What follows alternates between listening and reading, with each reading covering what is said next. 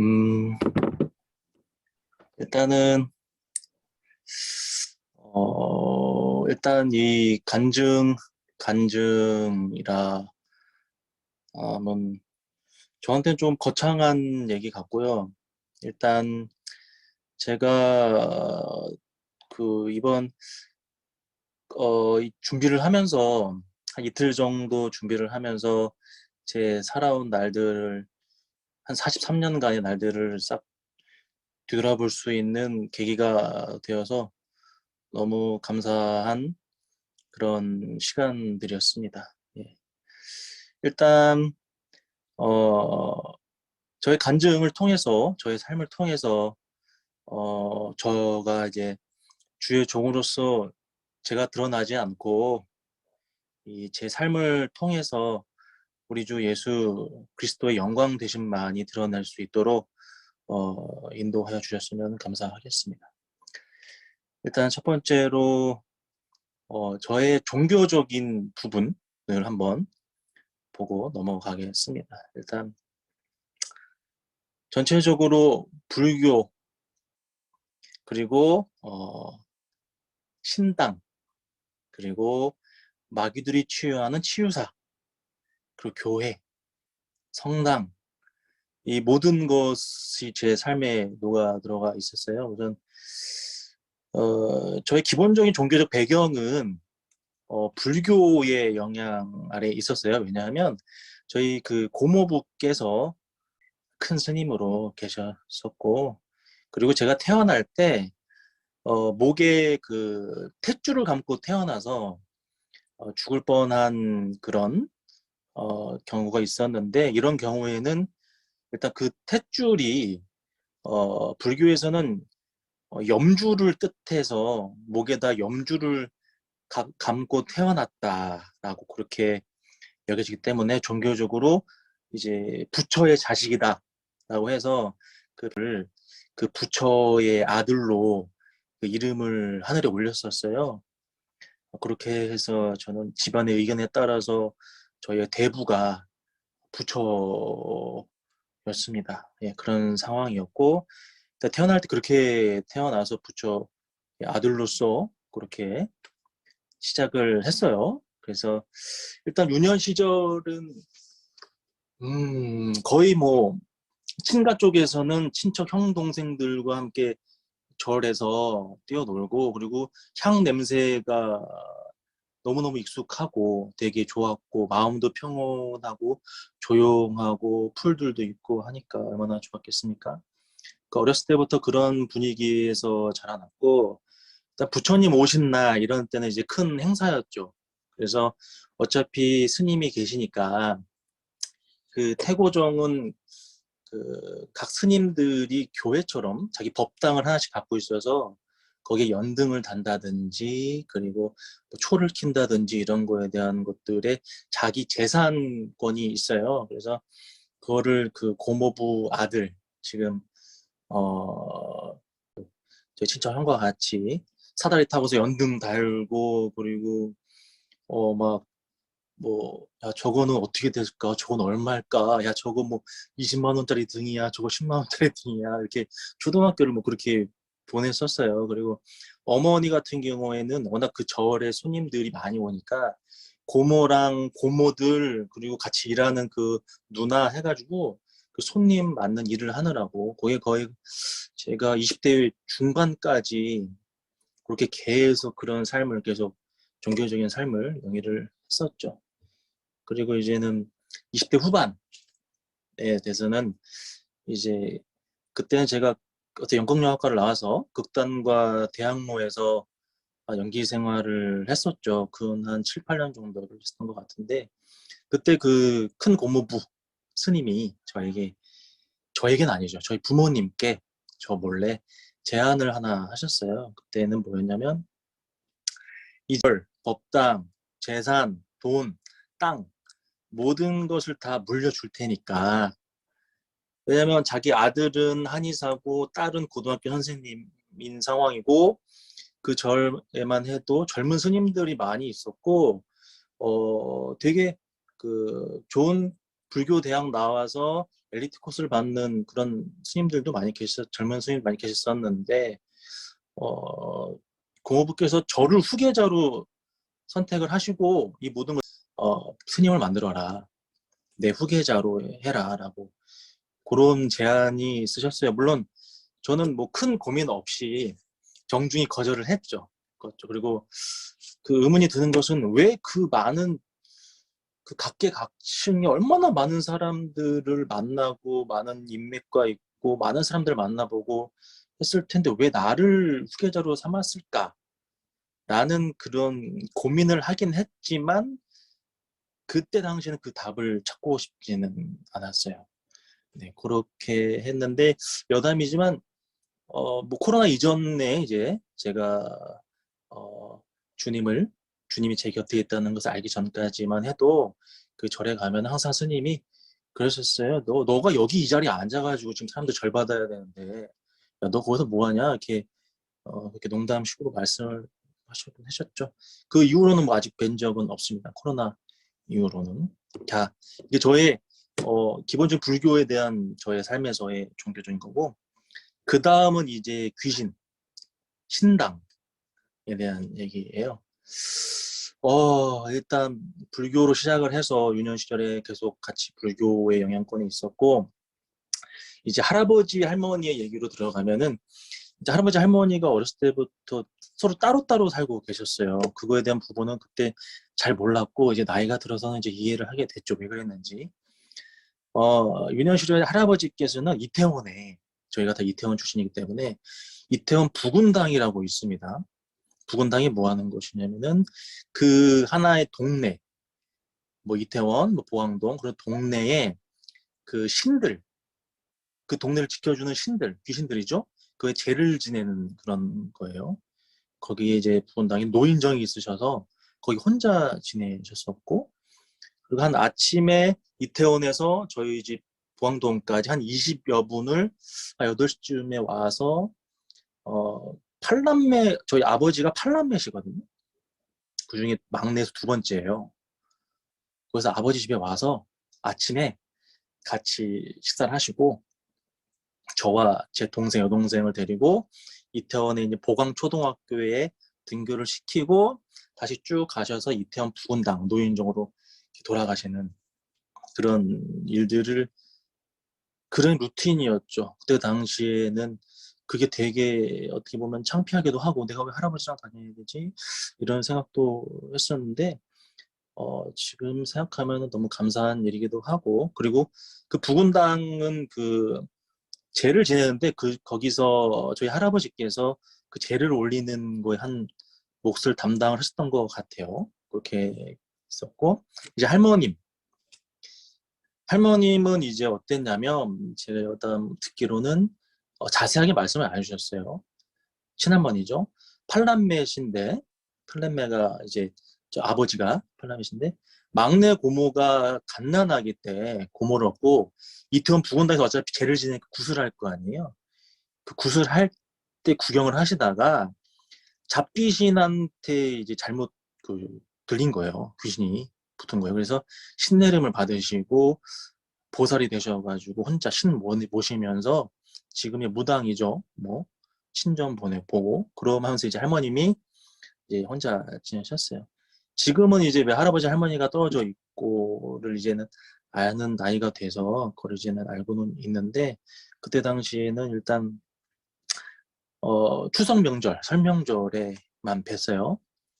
뵀고 이제 기억이 나는 게 영등포 로터리 쪽에 이제 되게 구석진 쪽방이 있었고 거기 할머니 집이었는데 항상 할머니 집에 가면 재단이 있었어요. 재단이 있고, 아시잖아요. 가보신 분은 아시겠지만 과일, 사탕 뭐 이런 뭐 너무 맛있는 음식들이 이렇게 딱 재단에 올려있고 벽화가 이렇게 싹 있어요. 무당들 그 뭐 장군, 뭐 설화에서나 나올 법한 뭐 도깨비 같은 거, 장군, 선녀 뭐 이런 벽화들이 가득했고, 항상 저희 가면은 애들한테 인사해서 저는 절하고 향 피우고 뭐 그렇게 했는데 무서웠죠. 그리고 꿈에도 나타나기도 했고 그런 것들이. 하지만 항상 그 어렸을 때부터 들었던 게 있어가지고 부처님이 나의 아버지다 라고 그런 마음이 있었기 때문에 일단 그때 당시에는 어린 나이에 초등학교 때였으니까 갖고 있었죠. 그래서 있으면은 우리가 한 10시쯤 가면 이제 12시쯤 밥을 먹고 이제 큰 아버지네 뭐 고모네 뭐 이렇게 해가지고 와요 친척들이. 그러면 그 친척 동생들이랑 친구들이랑 그 할머니 집 그 조그만 쪽방에서 옹기종기 모여가지고 뭐 세뱃돈 얼마 받았냐 뭐 이런 것들이 그런 추억들이 많이 있었습니다. 그러니까 불교로 시작을 해서 이제 무당으로 다시 연결이 되고 그 다음은 이제 이제 참 재밌는 일인데 이제 세월호 사건이 이제 일어나고 나서 얼마 지나지 않아가지고 친구랑 함께 이제 친구 고모부가 강원도 정선에 그 집을 짓고 계신데요. 그래서 처마에 그 지붕 처마에 쓸 자재가 없어서 그거 좀 갖다 달라는 부탁이 한 1톤 트럭을 친구가 운전해가지고 개미마을을 좀 더 지나가서 민통선을 지나가지고 사람이 닿을 수 없는 그 산골짜기로 이렇게 가는 거예요. 그래서 올라가서 차도 다 안 들어가서 결국엔 물건을 내려가지고 친구랑 저랑 둘이서 걸어가는 그런 경우가 있었는데 일단 그 친구 고모부는 집은 서울 신정동. 그래 일주일에 한 번이나 보름에 한 번 정도 이렇게 친구 고모부가 고모랑 같이 매매분이 오셔가지고 이 집을 이제 수리하고 계셨죠. 근데 그때 지금도 살아 계시는데 그 고모부가 키가 180이 넘으시고 그 연배가 그때 지금은 한 80 정도, 80 정도 됐을 거예요, 나이가. 180이 넘으셨고 기골이 막 장대하셨어요. 눈썹도 막 진하고 막 점치도 이만하셨는데 이 집에 오게 된 계기가 그 그 젊었을 때 민주화 운동을 하시다가 그 남산 안기부에 끌려가가지고 이 전기 고문을 아주 심하게 당하셔가지고 몸이 그 망신창이가 돼서 이게 거의 죽음 직전. 그러니까 한번 저희가 807을 딱 찌면 전기가 촥 오르잖아요. 그게 10분마다 한 번씩 온몸에 전기가 올랐다고 하시더라고요. 전기 고문을 너무 많이 당해가지고. 그래서 몸이 만신창이 돼가지고 이 몸을 낫기 위해서 고모는 그 삼계탕집을 하고 고모부는 전국에 있는 모든 산을 한 20년, 30년 정도 다니면서 이제 몸을 낫기 위해서 산을 다니다가 이 집을 발견하고 원래 이 집을 발견하기 바로 전에 귀신들한테 쫓기다가 산에 올라갔다가 귀신한테 쫓기다가 이 집을 발견하고 나서 너무 괜찮아가지고 이제 집을 수리하면서 웃긴 게 뭐냐면은 이 집이 있으면은 막 사람이 치유가 돼요. 치유가 되더라고요.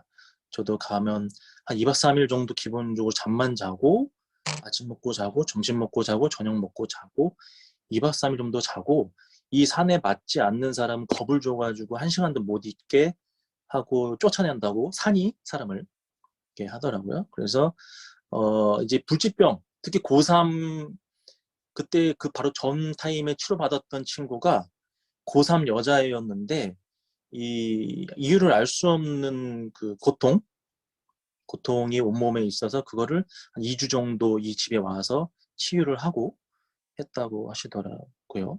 그래서 그 다음 해에도 이제 방문을 했죠. 방문을 했더니만 고모부께서 저를 신정동에 있는 자기 집으로 따로 오라고 하시더라고요. 그래서 뭐 고모부가 이렇게 고모랑 저랑 제 친구 없이 이런 대런 저런 대로 나오던 중에 은연중에 그 집에서 옛 선인들이 써놓은 책을 자기가 발견했으니 그 고모부랑 저랑 같이 산에서 공부하면서 지내자고 그렇게 말씀을 하셨어요. 그래서 전 정중하게 거절을 했죠. 예. 그러니까 지금 불교에서 무당 저 할머니까지 그리고 좀 치유하시는 근데 이분은 어차피 주님의 말씀을 치유하시는 게 아니라 그 마귀의 능력으로 치유하시는 분을 만나게 됐고 그리고 일단 교회는 어머니의 그 교육 철학이 뭐였냐면 종교는 무엇이든 사람이 착하게 살라는 것이다 라는 것을 어렸을 때부터 저랑 제 동생에게 교육을 시켜주셨어요. 그래서 제가 유치원 때부터 초등학교 6학년 때까지 그 보광동에 있는 한강교회를 다니게 됩니다. 한 6년간을. 근데 이제 6학년 때 성가대를 이제 시작하게 하면서 성가대는 1시간 정도 일찍 가야 되더라고요. 근데 1시간 정도 일찍 가면 그때 일요 만화를 TV에서 일요 만화를 못 봤어요. 그래서 그걸 보고 싶어가지고 교회를 안 나간 거예요. 그런데 내가 열심히 잘 다니다가 그리고 되게 어렸을 땐 되게 착했었나 봐요. 그래서 선생님들이 저를 굉장히 이뻐해 주셨는데 제가 안 나오니까 매일 전화를 하시고 집에 찾아오시고 하는 것들을 보면서 오히려 어린 나이에 조금 거부감을 갖게 되면서 아예 이제 교회를 그만 나가게 됐죠. 그러면서 또 때때로는 어머님이 그 이태원에 있는 성당을 또 보내기도 하셨어요.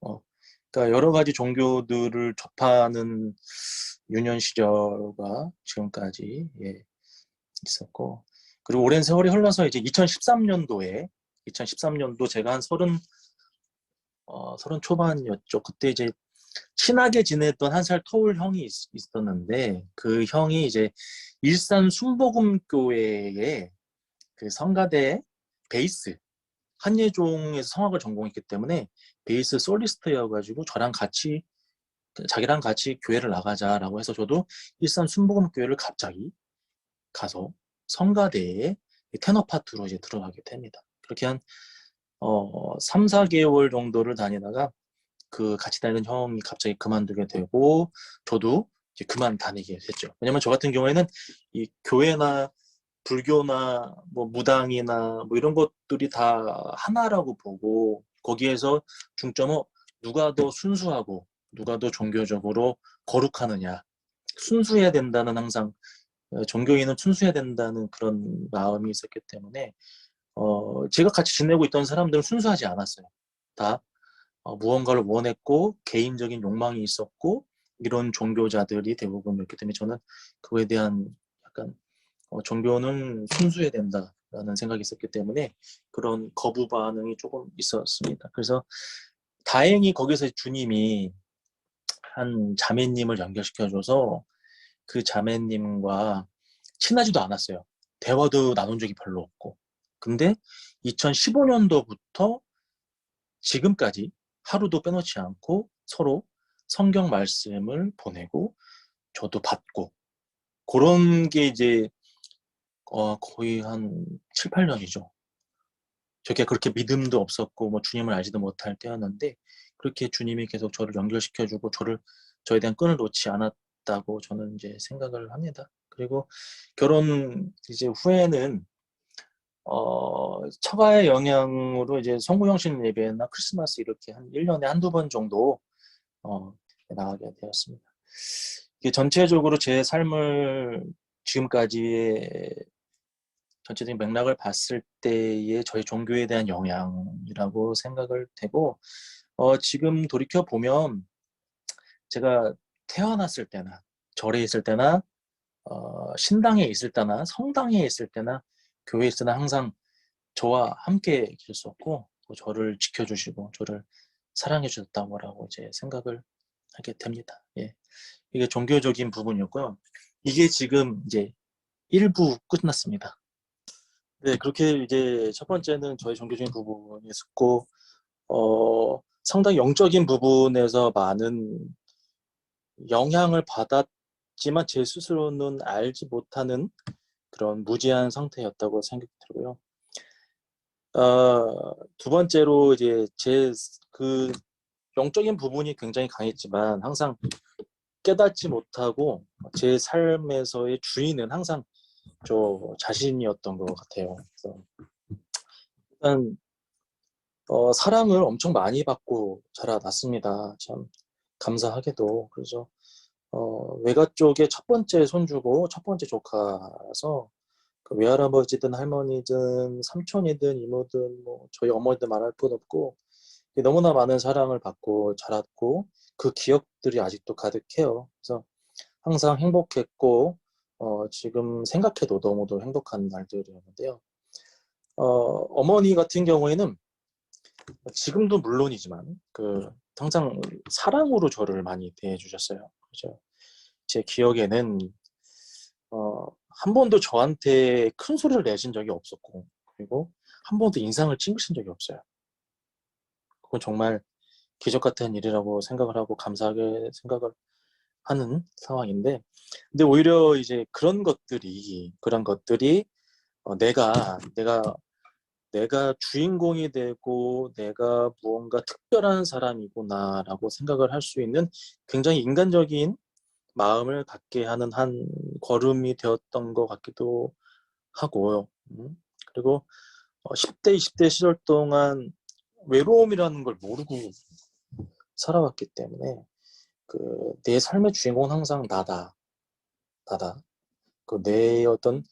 내 주관이나 나의 어떤 생각들이 굉장히 뚜렷하고 어렸을 때 이미 그런 것들이 관철이 되어 있었기 때문에 주관이 굉장히 뚜렷했었습니다. 그래서 이제 배우를 꿈꾸면서 연극영화과를 졸업하고 이제 굉장히 순수하게 살아가는 그런 청년이었죠. 근데 이런 와중에 항상 저는 제가 제 인생의 주인공이었는데 오디션을 보면은 계속 떨어져요. 나는 이렇게 잘하고 나는 이렇게 잘났는데 왜 이렇게 떨어질까? 내가 주인공인데. 하지만 나는 나의 주인공이었지만 세상은 나를 그렇게 바라봐주진 않았던 것 같습니다. 그래서 사람들이 나를 알아봐주지 못한다는 그런 생각이 많이 사로잡혔었고, 근데 그런 와중에도 이제 스스로의 자존감이나 내가 이런 자신감이 있어라는 것들을 주변인들한테 보이기 위해서 어딜 가든 절대 주눅들지 않고 항상 그 자리와 그 모임에서의 리더의 역할을 항상 해왔었죠. 그리고 모두들 저를 리더로 항상 뽑아줬고 리더로 인정을 해줬고 제 말을 다 들었고 그런데 그런 와중에 이제 너무나 많은 긴 무명 생활과 그리고 이제는 좀 내가 나를 위해서 살았다면 앞으로는 아들로서 그리고 오빠로서 그렇게 한번 부모님을 위해서 주변 사람들을 위해서 좀 이제 인생을 살아야 되지 않을까라는 생각을 32살 때 하게 돼요. 그래서 연기를 제 꿈을 내려놓습니다. 내려놓고 아들로서 한번 잘 살아보자. 그동안 내가 하고 싶은 거 다 했었으니까. 그래서 시작한 게 예술전당 앞에 현악기 레슨실을 시작을 했죠. 근데 너무 잘 됐어요. 레슨실이. 너무 잘 돼서 이제 그 상황에서 다시 나는 내 삶의 주인공이 되었던 거죠. 성공에 대한 새로운 허상이라 함은 이거를 체인점을 1개 열고 2개 열고 10개까지 체인점을 내서 나는 이 사업의 대표가 되고 그러면 그냥 벤츠 몰고 다니면서 이러고 그냥 이렇게 살면 되겠네? 라는 생각이 가득했죠. 왜냐면 주변의 모든 악기상의 형들과 인맥을 맺고 친해지고 그것도 제 능력으로 했어요. 제 능력으로 했다고 생각을 했어요. 항상 인사하고 속된 말로 지나가는 개한테도 인사를 하면서 루트를 생존 현악길에 모르던 사람이 가서 레슨실을 운영하려고 했으니 얼마나 많은 노력을 했겠습니까? 그런 상황에서 내가 잘해서 내가 뛰어나게 됐구나. 그러니까 내가 잘 됐지. 라는 생각으로 이제 거만해졌죠. 그리고 어, 대부분 독일 유학, 프랑스랑 이태리랑 독일 유학이 대부분이에요. 악기상들은. 그리고 선생님들은 다 한예종 출신, 서울대, 연대 정도까지. 그래서 그 선생님들이랑 같이 커피 마시러 다니고 1억짜리, 2억짜리 악기를 보러 다니고 그러니 뭐 세상이 무서울 게 없었지 않겠습니까? 32살의 나이에. 그런데 결국에는 또 주님께서 지금 생각해보면 주님께서 또 저에게 손을 뻗치십니다.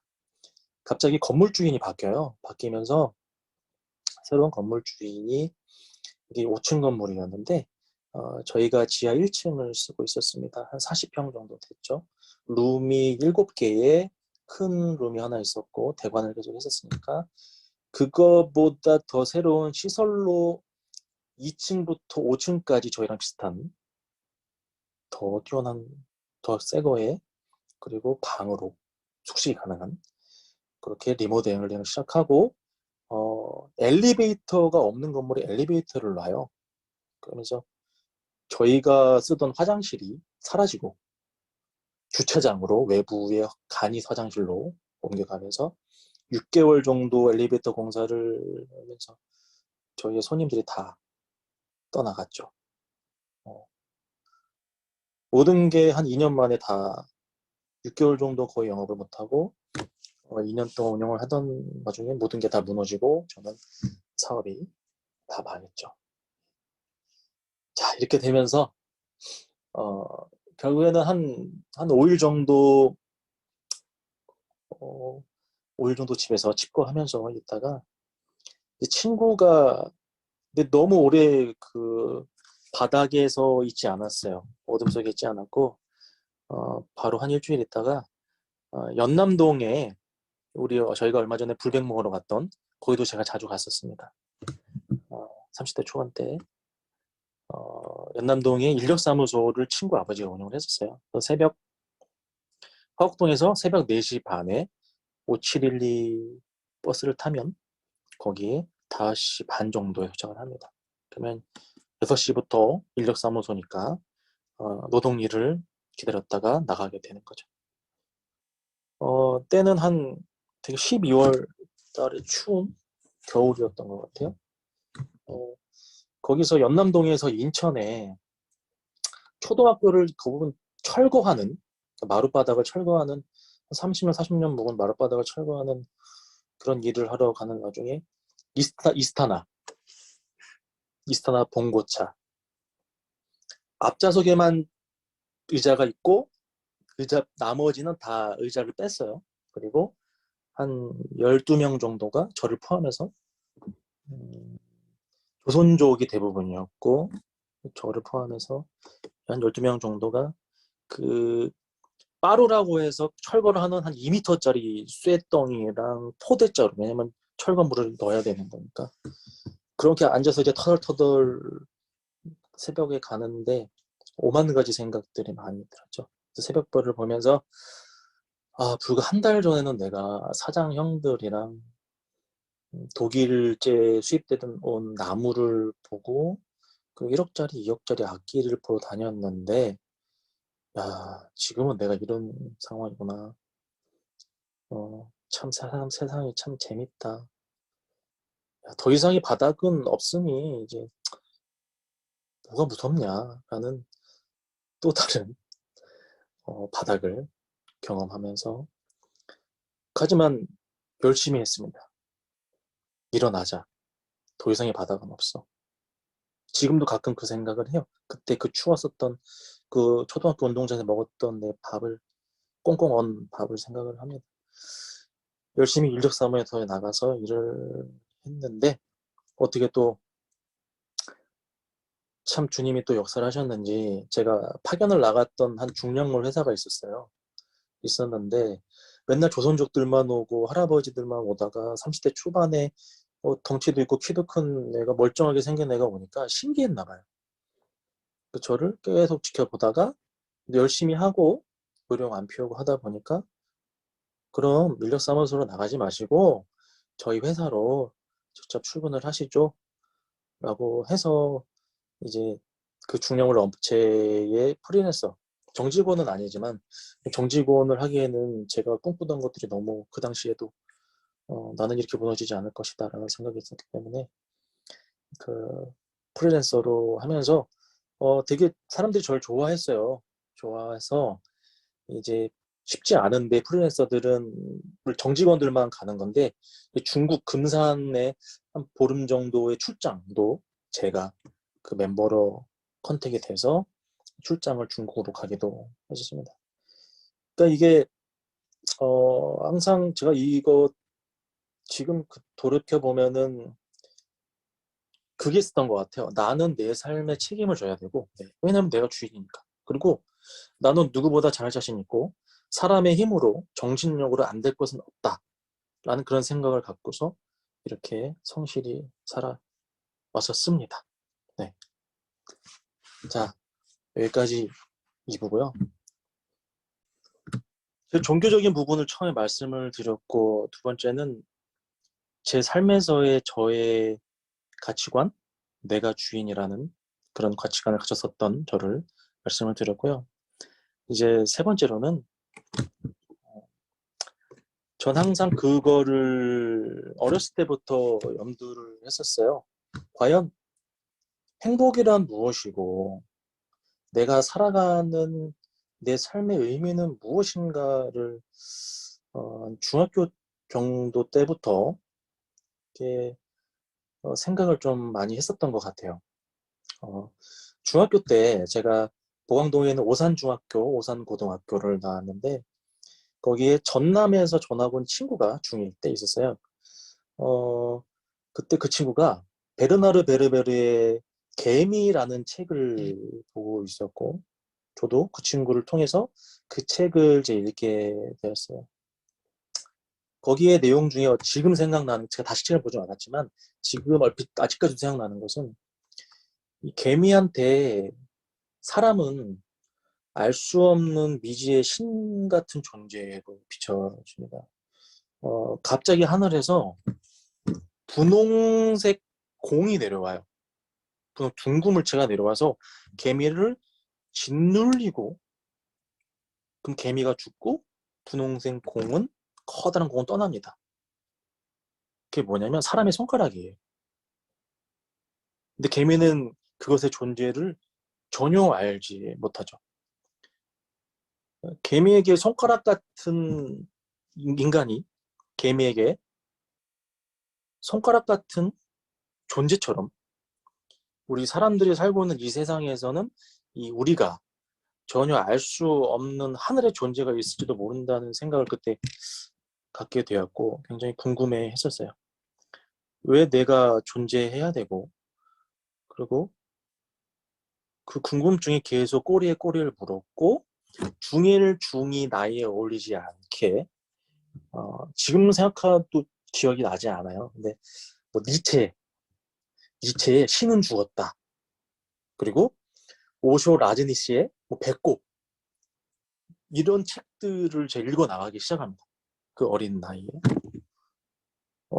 행복은 무엇이고 왜 사는가에 대한 그 물음이 그 감성이 풍부했던 저희 중학교 시절에는 되게 중대한 문제로 다가왔었고 되게 생각하는 시간이 많았어요.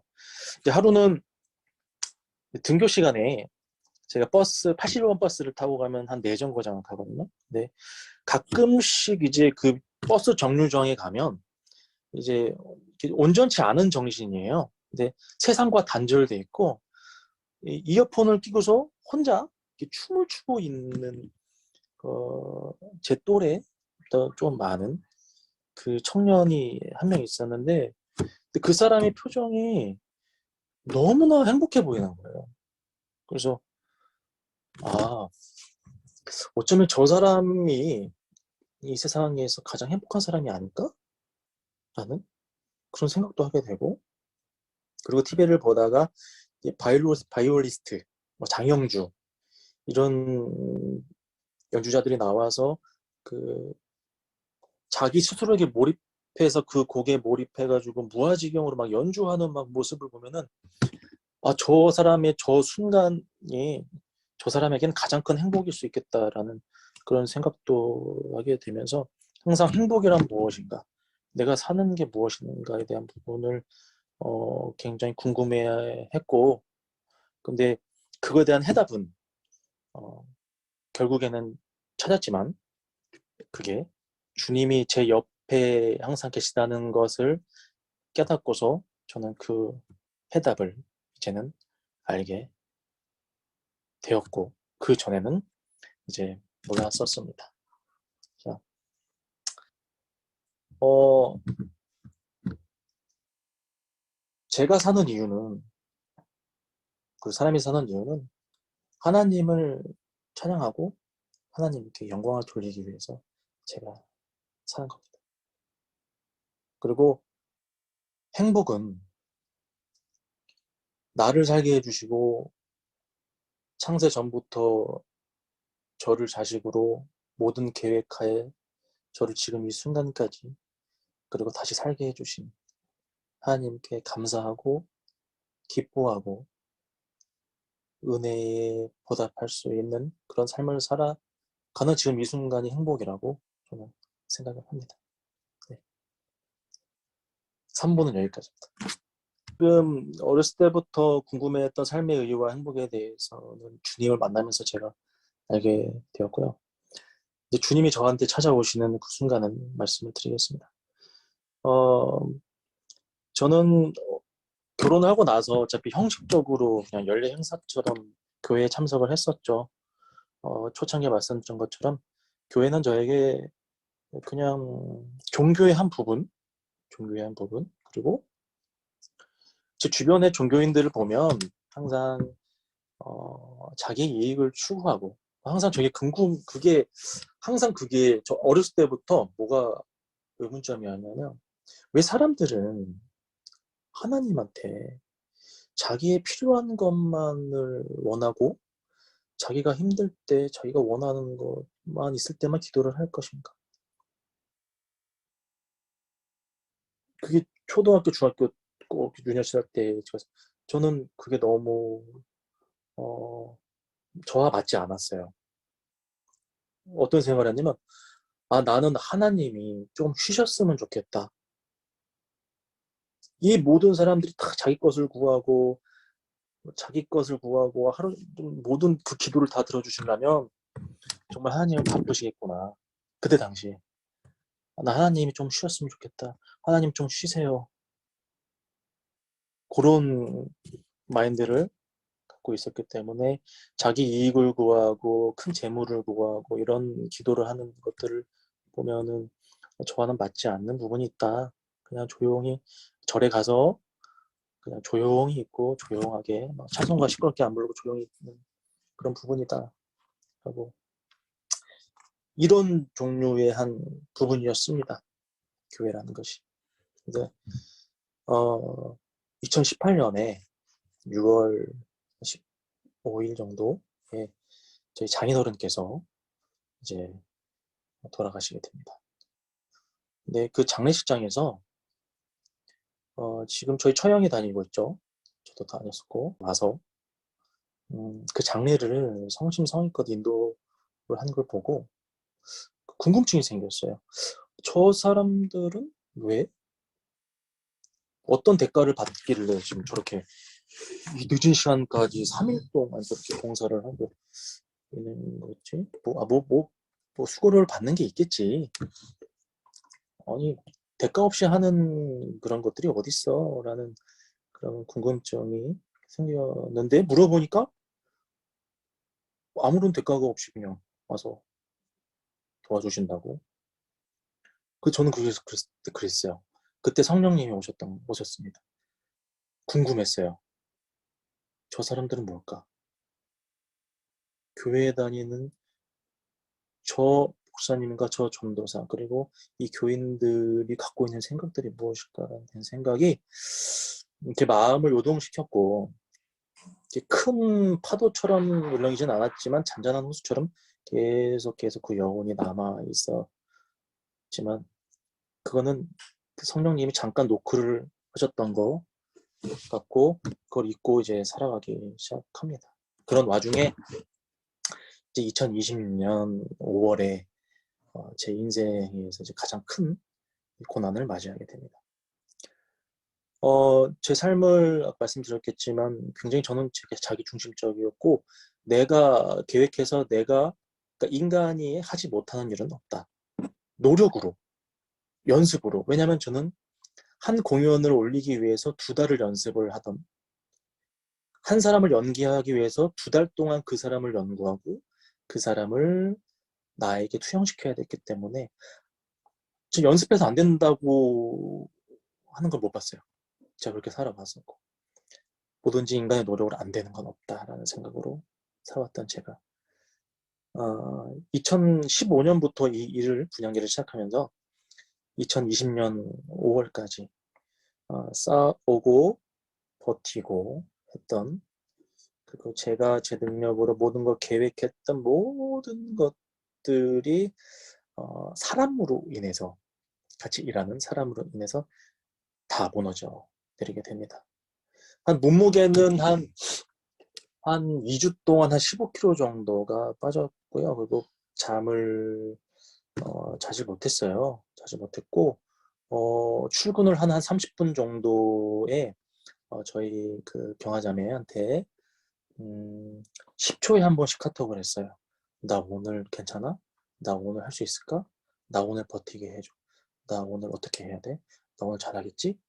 이 정신이 반 나간 공황장애와 모든 정신이 다 나가 있는 그런 상황이 됐고 온몸에 염증이 다 터지고 그 아침에는 이제 밤새 흘린 그 식은땀이 비계에 다 젖어가지고 어떻게 할 수가 없는 부분이었죠. 제가 거기서는 아들로서의 이제 책임감, 제 친동생을 또 그 현장에 불렀기 때문에 오빠로서의 책임감, 그리고 남편으로서의 책임감도 있었는데 그런 것들이 다 무용지물이 돼버린 상황에서 제가 한 1년 정도를 고생해서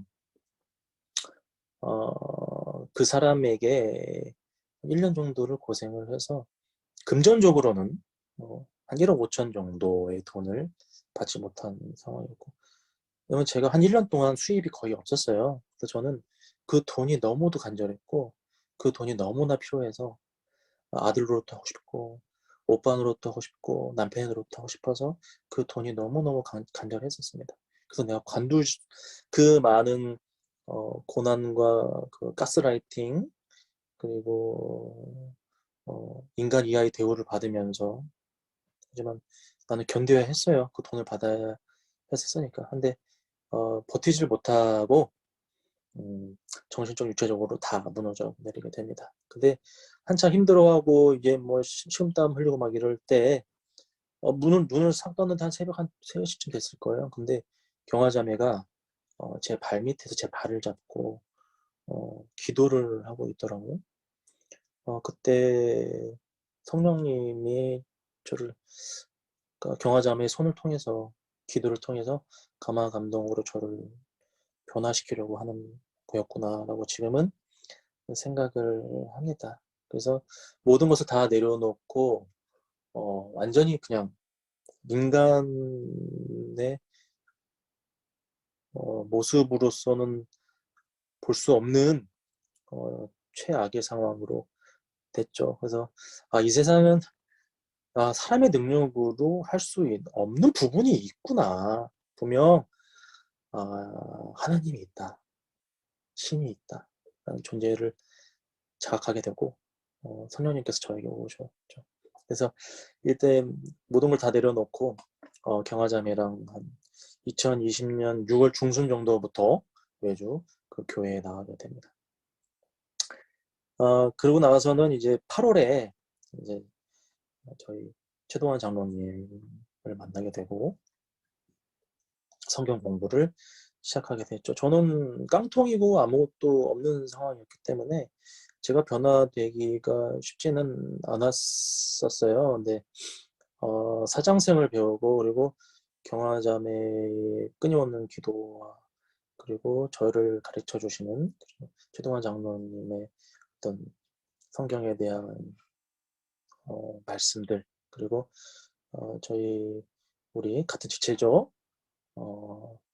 우리 최강 부부 부부의 어떤 전도로 인해서 제가 주님의 말씀을 공부를 하게 됐습니다. 그래서 이제 가정에서의 이제 남녀의 역할, 그리고 주님, 남편, 아내, 자식, 이런 바로세움을 배우게 되면서 성경을 이제 읽기 시작하죠. 정말 감사드리고 주님한테 감사드리고. 근데 저는 이제 궁금한 게 있었어요. 왜 인간은 주님을 만나면 행복해야 되는데 인간은 고통을 받는가? 왜 고통을 받는가라는 궁금증으로 성경에서 찾아야죠. 그래서 욥기를 신약도 아니고 창세기도 아니고 욥기부터 성경을 읽기 시작합니다. 그러면서 이런 생각, 이렇게까지 하나님이 마귀한테 허락을 해서 욥이란 사람을 이게까지 허락을 하시는구나. 아, 주님, 저는 다 괜찮으니까 건강으로만 저를 좀 치지 말아주세요라고 하면서 이제 묵상을 하면서 욥기를 읽기 시작했죠. 그래서 그 와중에 이제 뭐 제가 그전에는 대행사 이사였지만 모든 직위를 다 내려놓고 그냥 관리부 부장으로서 이제 한 7월부터 일을 시작했죠. 2020년.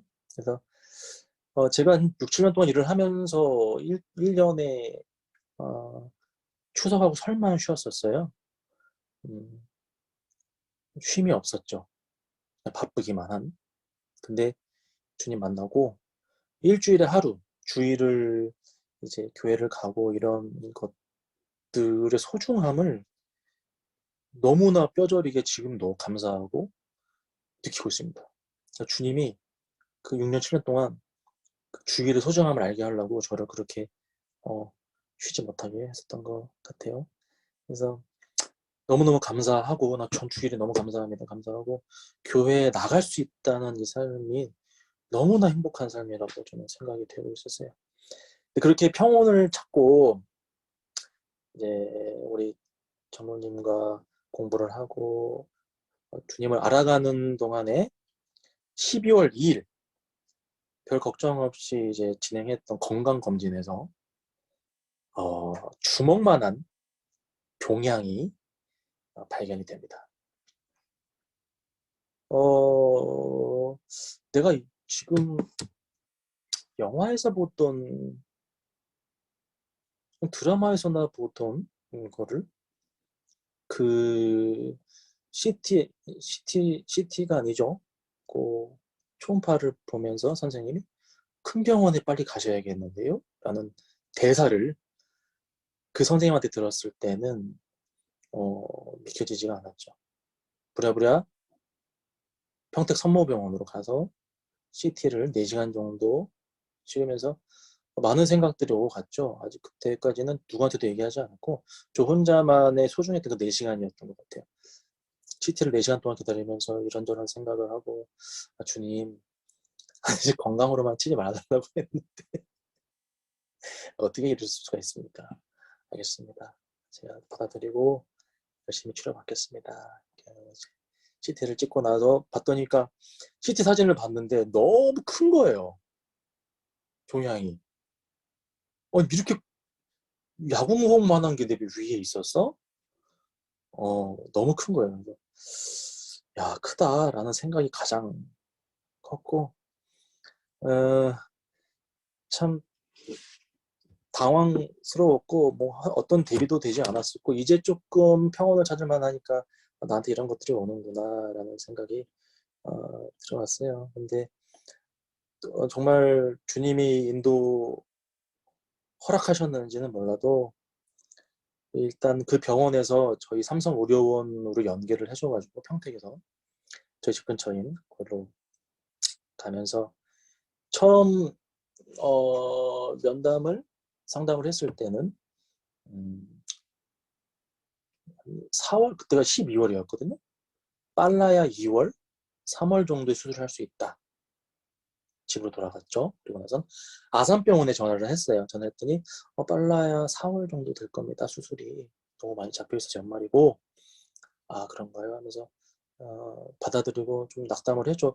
나는 이렇게 암덩어리가 빨리 좀 수술했으면 좋겠는데 수술할 수 있는 것도 감사하지만 너무 오래 끌고 있는 거 아닌가라는 생각으로 이제 정말 저를 이제 수술해줄 집도이를 만나러 이제 갔죠. 염승 교수님이 이거는 키우면 안 될 것 같은데 그런 얘기를 하시면서 연말이고 해서 12월 말일이나 12월 24일 네 시간을 좀 비워놨는데 괜찮으시겠어요? 라고 말씀을 하시더라고요. 그래서 크리스마스 이브? 주님의 어떤 기념일날? 주님이 또 이렇게 내가 네 옆에 있다 라는 거를 계시를 하시면서 알겠습니다. 12월 24일 날 수술하겠습니다. 그때 수술 일정을 잡았고 이제 12월 23일이 된 그 순간에는 이제 저녁에 전 항상 이제 얘기를 해요. 뭐 어딜 가서든 내가 수술 전날에 있었던 나를 항상 되돌아본다. 내가 무슨 일을 하든 어떤 선택을 하든 누구를 만나든 나는 중요치 않아. 그때 당시에 내가 만났던 내가 기도드렸던 그 하나님이 나한테 중요한 거지. 사람은 저희 뭐 제 주변에 저랑 친했던 사람들이 들으면 서운해할 수도 있겠지만 중요치 않아. 나는 그냥 그때 만났던 내 하나님이 더 중요해. 라는 생각으로 저하고 있고 마음속으로 기도드렸죠. 그 2인실이었는데 저를 뭐 살리시던 내일 수술 중에 열었는데 너무 많이 퍼져서 뭐 안 되면 저를 데려가시던 다 주님 뜻입니다. 주님 내일 죽어도 저는 감사합니다. 고통 없이 죽게 해주셔서 감사합니다. 다만 살려주시면 주일에 꼭 예배 드리면서 감사하면서 살아가겠습니다. 라고 말씀을 드렸죠. 그러니까 저는 그런즉 누구든지 그리스도 안에 있으면 그는 새로운 창조물이라. 옛것들은 지나갔으니 보라 모든 것이 새로워졌느니라. 고린도후서 5장 17절 말씀. 아멘. 저는 2020년 12월 24일 이후 새로 태어났습니다.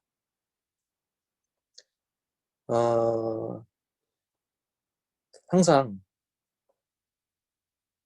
초반에도 말씀드렸듯이 왜 살아야 하는지, 주님을 위해서 살아야 되는 거, 왜 행복해야 되는지, 주님을 통해서 행복을 얻어야 되는구나 라는 그런 생각을 갖고 있죠.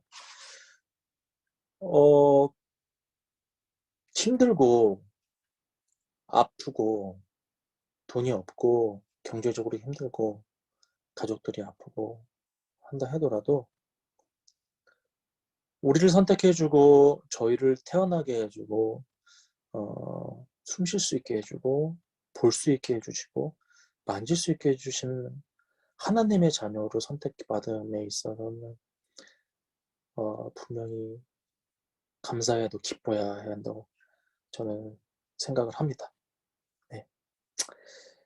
그러면서 2021년 9월 12일 날 저희 지체들과 함께 강화도에 침례를 받음을 시작으로 항상 갈급함이 있었죠. 침례에 대한 갈급함. 난 이제 새로 태어났는데 침례를 받아야 된다.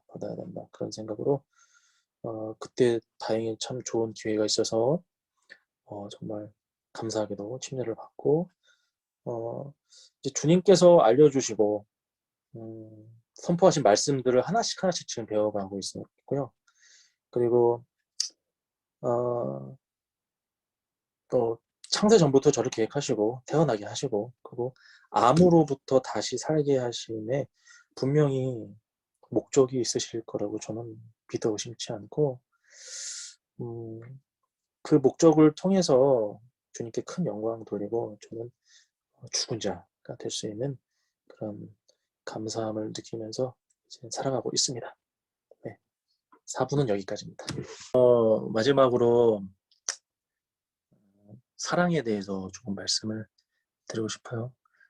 지금의 이제 제가 가장 중요하게 생각하고 있는 항상 요한복음 15장 12절에 내 명령은 곧 내가 너희를 사랑하는 것 같이 너희도 서로 사랑하라 하는 이것이니라 라는 이 구절을 마음속에 담고 있는데요. 구약의 율법을 완성시키고 인류를 구원하신 것은 십자가에서 이제 죽으심으로써 주님의 어떤 순간 희생과 끝까지 자신의 죄들을 알지 못하는 이들을 그 사랑하는 마음이셨어요. 일단 죄를 대신하여 돌아가시고 인류를 구원하신 주님의 사랑을 배우기 위해서 지금 성경 말씀을 공부를 하고 있지만, 이 영적인 부분에 있어서 이거는 뭐 신학이라고는 하지만 이걸 학문으로 보기에는 쉽지 않거든요. 영적인 부분이 있기 때문에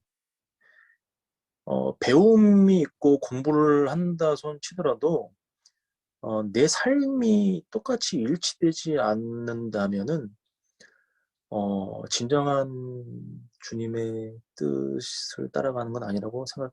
제가 사도 바울이 그 많은 어떤 기적을 행하진 않으셨습니다. 그렇게 알고 있는데, 사도 바울이 왜 지금의 위대한 사도로 되냐면 자기가 믿음으로 했던 것과 행동이 일치했기 때문에 위대한 분으로 여겨지고 있는 것 같거든요. 그래서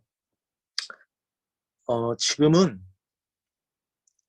초보 단계니까 진리를 먼저 깨닫고 영으로 기도를 드릴 수 있도록 기초적인 단계를 밟아가고 있는 상황이고요. 언젠가는 주님께서 저에게 저를 위해서 우리를 위해서 자신의 생명을 내놓는 그 사랑을 깨닫게 하셨을 때 그 사랑을 제가 보일 수 있을 때에 제 자신을 드러내지 않고 우쭐대지 않고 무리하게 행동하지 않고 교만하지 않을 수 있도록 철저히 나는 죽고 주님만이 드러날 수 있는 그런 훈련을 지금 시키고 있다고 저는 생각을 하면서 이 모든 간증을 이제 마치겠습니다. 감사합니다.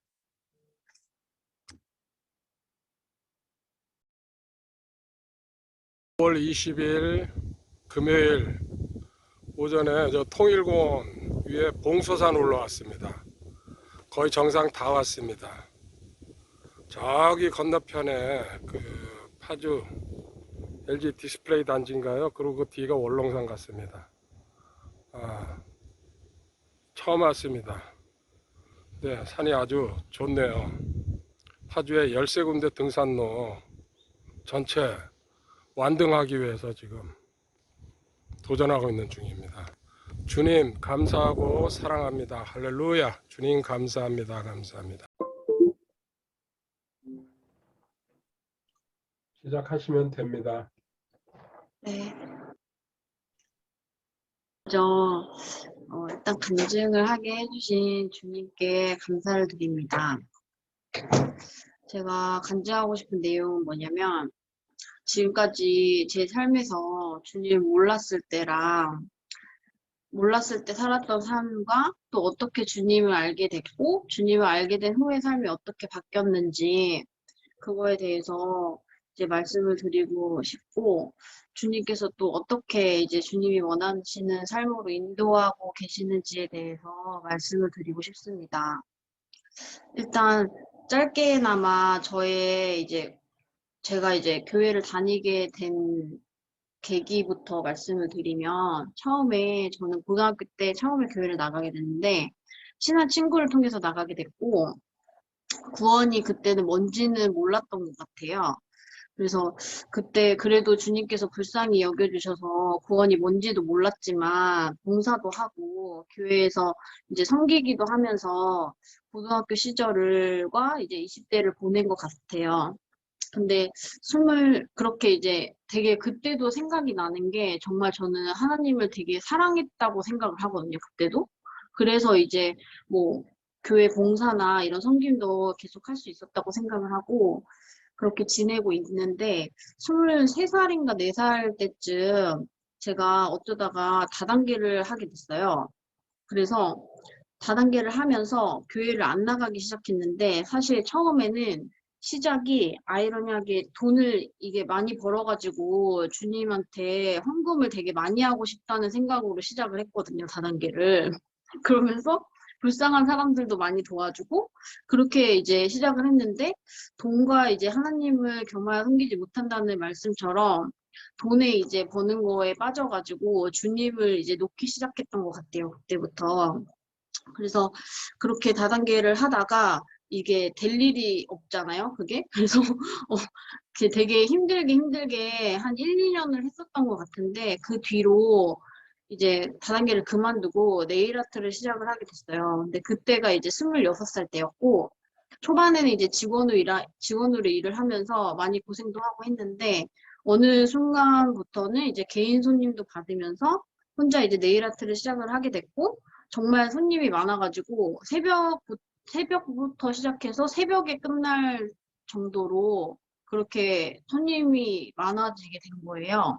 그래서 거의 이제 그때부터 저의 일 중독이 이제 시작이 되는데 일 중독에 빠져가지고 돈 버는 거에만 집중을 해서 살았던 것 같아요.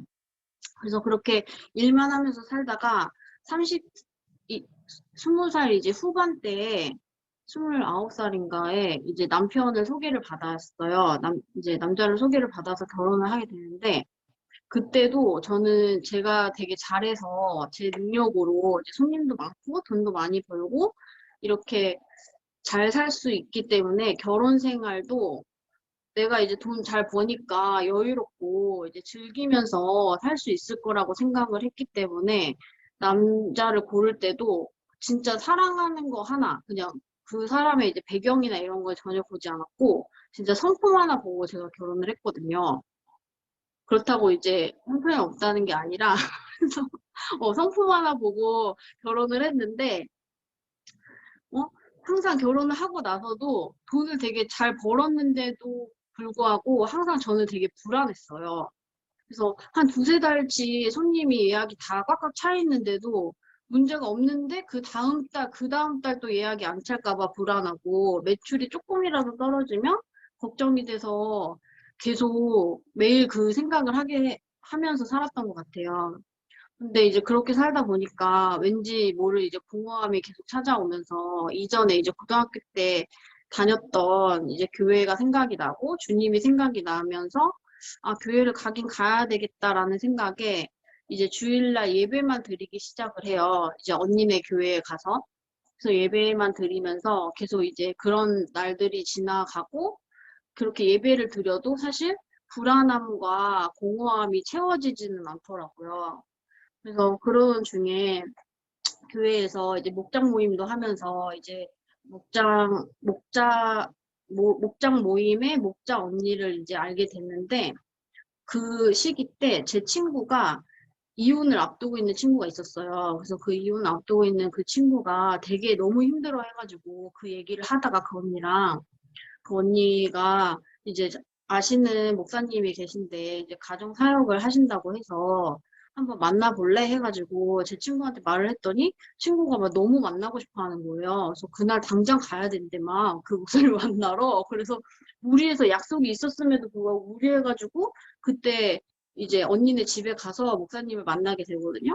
근데 그때가 이제 20년 4월 20일이었는데 제가 그 목사님을 만나고 처음으로 구원이 뭔지에 대해서 알게 된 거예요. 그래서 딱 목사님 만났는데 목사님이 이 말씀을 하시더라고요. 그 구원을 받았니에요, 저한테. 근데 구원을 받았나? 이런 생각이 들면서 구원이 뭔지를 모르겠는 거예요. 그래서 계속 생각을 해도 구원이 뭐지? 이랬는데 그때 그 목사님께서 예수님께서 이제 나를 사랑하셔서 나의 죄 때문에 십자가에 못 박히시고 죽으신 지 3일 만에 부활한 사실을 내가 마음으로 믿고 입으로 고백했을 때 이제 구원을 받고 내가 하나님의 자녀가 되는 것이다. 그게 구원이고 그게 복음이다. 이렇게 말씀을 해주셨어요. 그래서 그때 저는 되게 머리에 망치로 머리 맞은 것처럼 조금 충격을 받았어요. 그래서 아, 이래가지고 사람들이 구원받고 싶어서 교회를 나가는 거구나. 그래서 그 구원이 뭔지를 알므로 인해서 진짜 감사하게 그 뒤로 저한테 마음에 되게 기쁨이 있고 뭔가 마음에 벅참이 있었던 것 같아요. 그래서 고등학교 때 사랑했던 그 하나님이 생각이 나면서 진짜 하나님이 제 안에 이제 들어오시게 되는 그 날이었던 것 같아요. 그러다 보니까 구원이 무엇인지 알고 저의 삶 자체가 바뀌기 시작했는데, 일단 첫 번째로 욕을 정말 잘했는데 욕을 끊게 됐어요. 그래서 욕을 끊고 얽매여 있던 이제 시간에 대한 그런 자유함도 얻고 일에 대한 강박도 사라지고 이제 돈의 주인이 하나님이신 것을 인정하면서 이제 마음이 조금 편해지기 시작한 거예요. 그래서 그 구원의 감격을 누리고 있는데 그 감격이 너무 감사하니까 가장 먼저 이제 생각나는 사람이 가장 옆에 있는 남편이잖아요. 그래서 남편이 하나님을 안 믿고 모르니까 진짜 하나님 믿었으면 좋겠다, 하나님 알았으면 좋겠다라는 생각이 너무 간절했어요. 그래서 진짜 오빠, 그 남편만 하나님 믿으면 진짜 바랄 게 없겠다라는 마음으로 이제 계속 기도를 하고 했는데, 일단 하나님께서 남편에게 복음을 전하기 위한 마음을 주셨고, 진짜 많이 기도하고, 가정에서 이제 그 목사님한테 공부하면서 배운 것대로, 가정에서 이제 주님의 뜻에 맞게 행동하려고 노력을 하고, 주님의 때를 기다렸던 것 같아요. 그래서 생각지도 못하게 주님께서 좀 빨리 그 기회를 주셔가지고 지체들의 도움으로 복음을 전하게 됐고, 장로님과 공부도 하기 시작하면서 남편이 더 많이 변화되고 깊이 주님을 만나기 시작한 거예요. 그래서 진짜 이때는 진짜 그 어떤 것도 바랄 게 없고 진짜 많이 기뻤어요. 오빠가 하나님을 알게 되어서. 근데 갑자기 그렇게 잘 지내는데 저희 부부한테 이제 고난이 찾아온 거예요. 그래서 뭐냐면 이제 막 주님을 믿기 시작한 남편이 암에 걸린 거예요.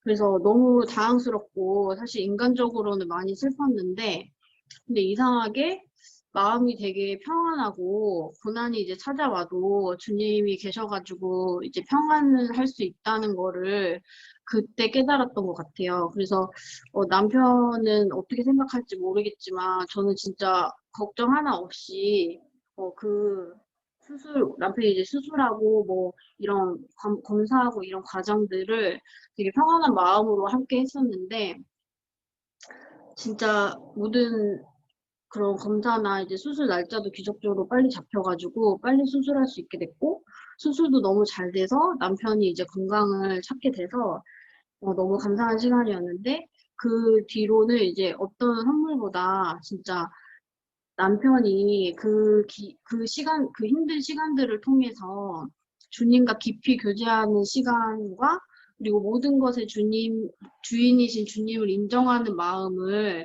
남편에게 주신 거예요. 그래서 저는 그 시간도 진짜 지금 생각해보면 진짜 하나도 힘들지 않았고 진짜 감사한 시간이 됐었던 거죠. 그래서 그렇게 또 이제 잘 지내고 있는데, 제가 어, 좀 이렇게 되게 감사하면서 어떻게 보면 완벽한 삶을 살고 있다 생각할 정도로 기쁨으로 살고 있다가 되게 놀랍게도 또 임신을 하게 된 거예요. 원래 이제 기도 제목 중에 있긴 있었는데 또 빨리 그렇게 임신을 하게 될지 몰랐거든요. 그래서 임신을 하고 진짜 말도 안 되는 선물이 와가지고 너무 감사하고 했는데 이상하게 너무 불안했어요, 또. 그래서 이러면 이 애기가 또 이렇게 되면 어떡하지? 또 저렇게 되면 어떡하지라는 생각이 저를 많이 사로잡았고 불편한 마음 상태가 되었는데, 이게 거의 완전 초기 때 5주 정도쯤 됐을 때 이게 유산을 하게 된 거예요. 그래서 되게 많이 힘들었지만 그때 깨달았던 거는 내 안에 두려움이 되게 많았고 신분을 확신하지 못했다는 거를 그때 깨달았던 것 같아요. 그래서 주님을 인정한다고 하면서 주님을 의심하는 두려운 생각을 했고, 하나님의 자녀라고 하면서 자나듣지 못한 생각이 쌓여서 불안해했던 거를 이제 그때 깨닫고, 유산을 했다는 이제 슬픔도 있었지만 그거를 깨달았다는 기쁨이 더 커서 또 감사하게 됐어요. 그래서 남편이랑 진짜 파티까지 할 정도로 깨달음에 대한 기쁨이 되게 컸어요. 그래서 그러고 나서 또 그 기쁜 마음으로 이제 다시 또 임신을 시도해서 또 다시 임신을 하게 됐는데, 한 달 뒤에 또 다시 임신하게 됐는데, 그때는 이제 불안함도 없고, 애써서 이제 굳이 생각하지 않으려고 많이 노력을 했는데, 또 다시 유산을 하게 된 거예요. 그래서 그때는 진짜 너무 힘들어서 사람한테 되게 위로를 많이 받고 싶었던 것 같아요, 마음에. 그래서 두 번째 유산으로 통해서 또 하나님께서 깨닫게 하신 거는, 제가 사람한테 너무 기대고 사람한테 위로받으려고 하는 그 마음을 하나님께로 이렇게 시선을 돌려야 된다는 그런 마음과 깨달음을 주신 거죠. 그래서 이제는 진짜 남편도 마찬가지고 장로님, 지체들 모두 사람이기 때문에 기대고 싶어 했던 제 마음을 주님께서 두 번째 유산으로 통해서 하나님을 찾아야 된다, 사람보다 하나님을 찾아야 된다라는 마음으로 또 깨달음을 주셔서 그렇게 깨달음의 또 기쁨을 또 얻게 됐어요. 그러다가 이제 두 번째 유산을 통해서 그렇게 깨달음을 얻고, 그리고 또 하나님을 이제 또 다른 깨달음을 또 주셨는데, 계속 이제 저한테는 되게 고난에 또 집중이 되더라고요. 계속적으로 이제 고난을 받으니까 또 두 번이나 유산을 하면서. 근데 어느 날 기도를 하면서 하나님이, 내가 하나님을 믿지 않았다면 어떻게 이 고난을 이겨낼 수 있었을까라는 생각을 하는데, 진짜 저는 되게 복받은 사람이라는 생각을 많이 했어요. 그래서 세상 사람들은 고난이 왔을 때 하나님이 안 계시니까 많이 힘든데, 나는 하나님을 알아서 이 고난 같지 않게 느껴지고 깨달음과 성장이 있다는 것을 알고, 또 결국에는 정말 고난의 기쁨이라는 말이 이런 거구나라는 거를 제가 깨닫게 된 거예요. 그래서 이 시기 때쯤에 주님이 또 이제 어떻게 나를 또 성장하게 하실지 기대하면서 가고 있는데, 주님께서 금식을 하게 하시는 거예요. 그래서 솔직히 막 신이 나가지고 금식을 하고 이런 건 아니었고, 조금 복종의 마음으로 금식을 시작을 했는데, 이제 말씀에, 요한일서 5장 3절 말씀에, 우리가 그분의 명령들을 지키는 것, 이것이 곧 하나님을 사랑하는 것이니라. 그분의 명령들은 무겁지 아니하니라. 아멘. 그래서 이 말씀처럼 하나님을 사랑한다면 그 말씀의 명령들을 지켜야 된다고 생각을 했고, 특히 금식의 문제는 제 문제보다 또 지체를 위해서 금식을 해야 됐기 때문에 거의 복종의 마음으로 한 것 같아요. 근데 주님께 이제 뭘 바랬다기보다 주님께서 또 깨닫게 하실 뭔가가 되게 궁금했고, 그리고 제가 지금 이렇게 복종의 마음으로라도 실행을 했을 때 주님께서 또 저를 위해 갚아주실 거를 믿었기 때문에 할 수 있었던 것 같아요. 그래서 금식도 하고 그렇게 또 잘 지내고 있는데, 금식과 이제 동시에 제가 이 시기 때 또 다시 한번 임신을 시도를 하게 돼요. 자꾸 어쨌든 시도를 하긴 해야 되니까. 그래서 임신을 계속 또 시도를 하게 되는데, 이상하게 병원을 갈 때마다 그 날짜를 받을 수가 없는 거예요. 그래서 시도하는 날짜를 받으려고 갔는데, 왜냐면 잘 아실지 모르겠지만 난포가 어느 정도 크기가 되었을 때 터져야 이제 결합을 하는 건데, 이게 자꾸 안 크니까 그 날짜를 줄 수가 없다는 거예요. 그래서 거의 뭐 예상 날짜보다 한 달 정도 뒤에 날짜를 받았는데, 좀 이상하다고 생각은 하긴 했는데, 한 달이든 뭐 두 달이든 주님이 주실 거면 주실 거니까 이제 생각하지 말고 시도하자, 이렇게 생각으로 임신 시도를 했고, 정말 기적적으로 주님께서 또 아기를 주셨어요. 그래서 딱 드는 마음이 복종에 대한 나의 선물이었나 보다, 이런 생각이 들더라고요. 그래서 임스테이트기로 임신 알고 난 그 순간부터 배웠던 모든 거를 이제 주님한테 표현하고 싶은 거예요.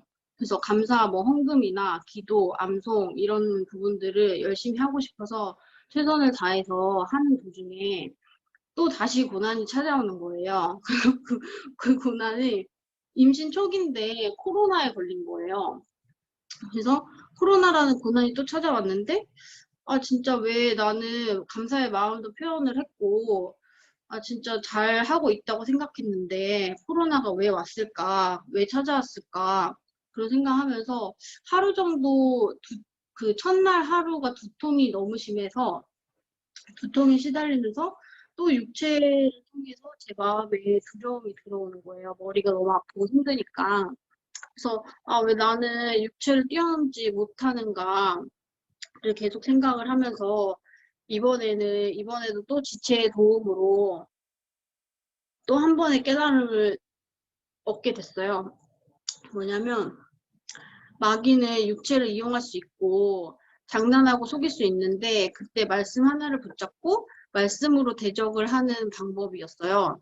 그래서 주님의 이름으로 대적하는 걸 많이 해봤는데 말씀을 외우면서 말씀을 대고 대적을 하는 것을 해보지가 않아가지고 저한테는 큰 깨달음이었거든요. 그래서 주님의 말씀의 능력을 알 수 있는 시간이었는데 주님께서 그 시간을 그 방법과 그 주님의 말씀의 능력을 알게 하기 위해서 코로나를 또 주셨구나라는 생각이 들면서 그때 깨달음을 얻고 그 다음 날에는 두통이 이제 그 두통이 끝나고 정말 남들은 다 아프다고 했는데 정말 하나도 안 아프고 코로나를 진짜 아픔 없이 또 잘 지나가게 된 거예요. 그래서 또 이제 또 한 번의 고난이 지나가고 그렇게 또 시간이 흘러가지고 임신도 이제 확정이 되고 안정기가 돼서 이제 또 한 번에 이제 잘 지내고 있는데 주님께서 또 한 번에 또 선물을 주신 거예요. 그게 뭐냐면 가게를 계속 알아보고 있었는데 정말 말도 안 되는 가격에 보증금과 월세 그리고 위치 그리고 모든 게 완벽하게 떨어지는 장소를 주님께서 주신 거예요, 선물로. 그래서 진짜 너무너무 생각지도 못했던 선물을 또 받은 거예요. 그래서 진짜 너무 감사하다 생각을 하면서 그때 마침 또 임신을 하고 있으니까 제가 하나도 신경을 못 쓰고 남편과 아버님 그리고 시댁 어른들께서 진짜 인테리어랑 이런 거를 다 해주셨거든요. 그래서 주님이 진짜 힘들이지도 않고 이렇게 나에게 이런 선물을 또 주셨구나 이런 생각을 하면서 지금까지 이렇게 지내고 있는데 제가 좀 길게 말씀드리긴 했지만 지금까지 구원을 제대로 알고 나서 이제 이벤트 같은 일들을 이게 쭉 말씀을 드렸는데 제가 이 간증을 준비를 하면서 진짜 놀라운 하나님의 패턴을 깨닫게 됐어요. 그게 뭐냐면 하나님의 패턴은 고난이 있고 그 다음에 깨달음이 있고 그 다음에 선물이 있더라고요. 그래서 그 패턴이 공부하고 배울 때는 고난은 곧 기쁨이다라는 거를 배우기만 했었는데 이제 간증을 정리를 하면서 그 패턴이 제 삶에서 계속적으로 반복이 되고 있었더라고요. 그래서 그 반복적인 부분을 이제 알고 나서는 진짜 너무 감사하더라고요. 처음에는 짧게만 또 다시 말씀드리면 처음에 구원을 받았고 깨달았고 남편이 암으로 이제 고난이 왔고 그 다음에 주님이 계셔서 이길 수 있고 평안할 수 있다는 것을 깨닫고 난 뒤에 그 다음에 남편에게 또 그 어떤 누구보다 주님을 먼저 우선을 둘 수 있는 믿음을 선물로 주신 거잖아요. 그렇게 해서 고난과 깨달은 선물이 또 첫 번째로 왔고 두 번째는 고난이 두 번의 유산으로 인해서 내 안에 두려움이 있다는 것과 신분을 확신해야 되는 깨달음 그리고 사람이 아닌 하나님께 의지해야 된다는 깨달음을 주셨고 금식으로 복종하게 하신 뒤에 임신이라는 선물을 또 주신 거예요. 그러니까 또 고난이 왔고 깨달음이 왔고 선물이 또 온 거죠. 그리고 세 번째로 임신 초기에 코로나라는 고난을 주셨고 그 고난을 통해서 마귀를 이길 수 있는 방법을 깨달게 해주셨고 그 뒤에 또 가계 계약이라는 선물을 또 주신 거잖아요. 그래서 이렇게 패턴을 알고 난 이후에 지금은 네 번째 사실 입덧이라는 고난이 찾아왔어요.